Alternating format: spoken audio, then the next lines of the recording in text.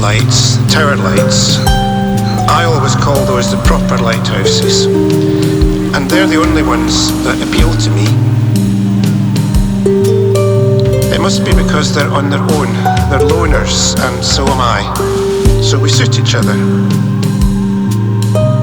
And when you live out there, you can't help it that you get very fond of the sea. Even though I can't swim, I know that I'll never die by drowning, because the sea's a friend.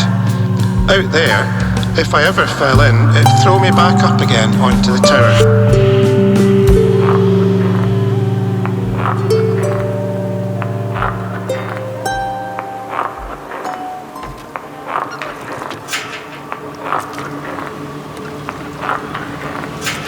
When I did see a glint of light through snow or darkest dark, you'll know some keeper stood his watch on some island, cape or town.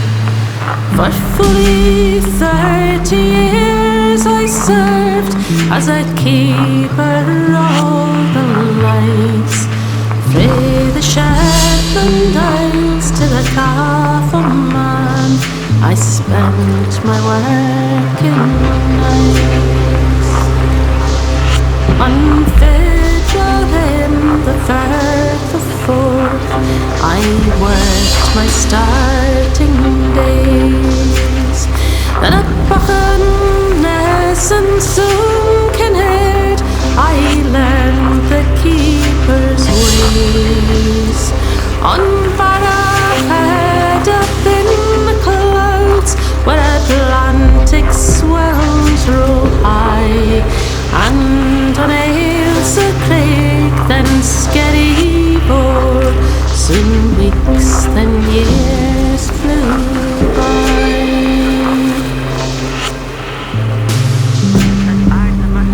At Ardnamurchan's rugged shores saw Grampus, Fulmars, whales. At Coppensay saw dawn of day, bonny sunsets o'er Orkney's green isles. At Killintringen on the Mull looked west to Fingal's Way. Rovan on Isla's northern shore looks out to Colonsay. During his month ashore, the only time he still doesn't want to go out is in his last week. The days are very precious then. All he wants is for us to be sitting quietly and watching the telly or reading.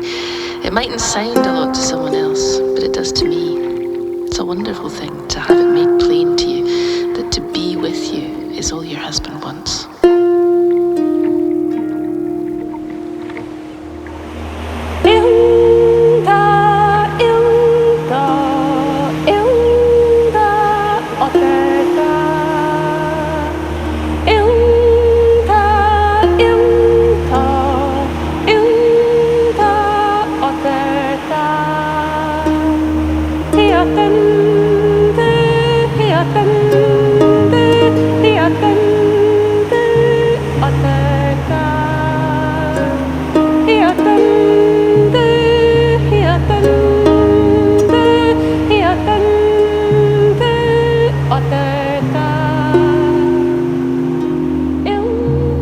I'm not romantic about the sea like some people. It's as treacherous as a vicious dog.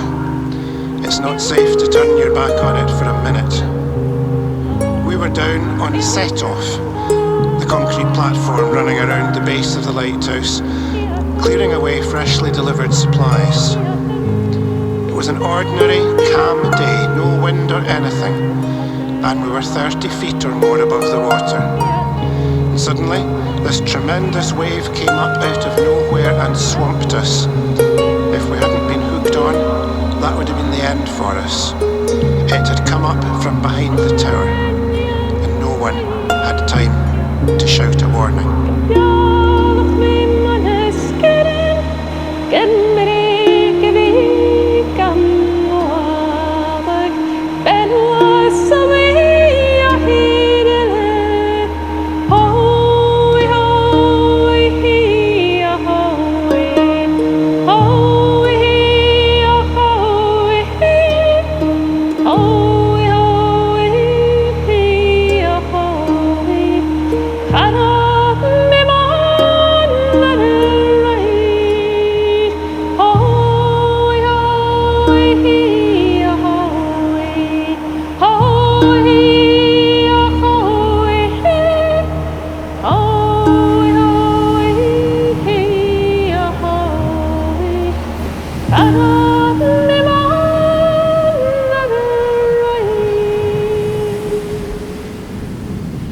I've struggled through gales on many's a day, been storm-stayed more than once. It's hard to stay, though I had nae say, for damn near 12 full months. But in the end a chopper came and flew us a safe hame. Aye, and if need be, I'd hate to say I'd dee it out again. Now things have changed, alas, no more are needed men like me. With computers, then with GPS, soon came redundancy. It's 20 years past since our last day we spent on bleak Fair Isle. Aye, and on that day, it's true to say, nae keeper raised a smile. In 1786, the service it began with whale oil lamps to light the coast, safe way for all seamen. Soon lights were fueled with paraffin horns, sounded for fog, snow and haze. The service, it saw lots of change, right up to its last days.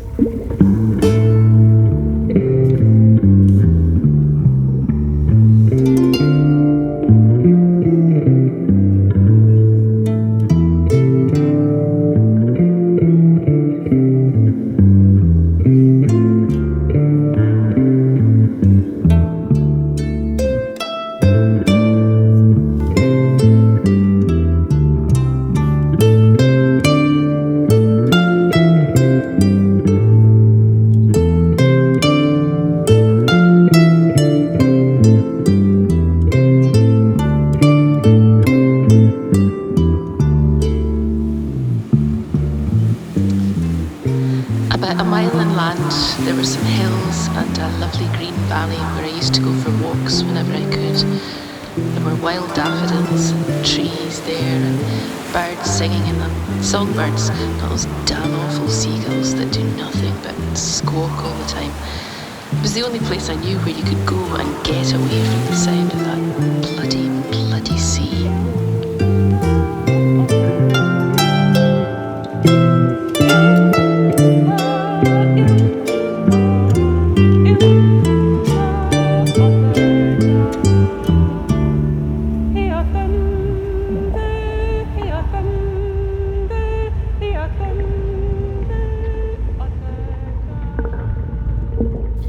It was a calm sort of a day, and the SAK, that's the supernumerary assistant keeper, asked to go fishing.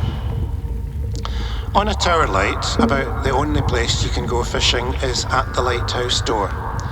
I was trying to get some sleep, as I'd been on the early watch, 8 till noon, when the AK, that's the assistant keeper, woke me up to say that the SAK was missing.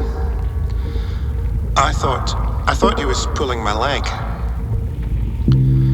We searched the tower from top to bottom, calling out his name at each landing. When we got down to the entrance floor, the doors were open and fastened back. The floor wasn't wet, so the sea had not come up suddenly. The regulation iron bar that was supposed to be across the doorway was gone, and there was no sign of the SAK. We raised the alarm on the radio and then just sat down at the kitchen table, looking at each other. By the time the tender arrived, it was pitch dark, and the sea had got up. There was nothing anyone could do. We never found the body. Now, when I go to bed in the afternoons, I can't settle until I've looked at my watch, and it's gone 10 to 5.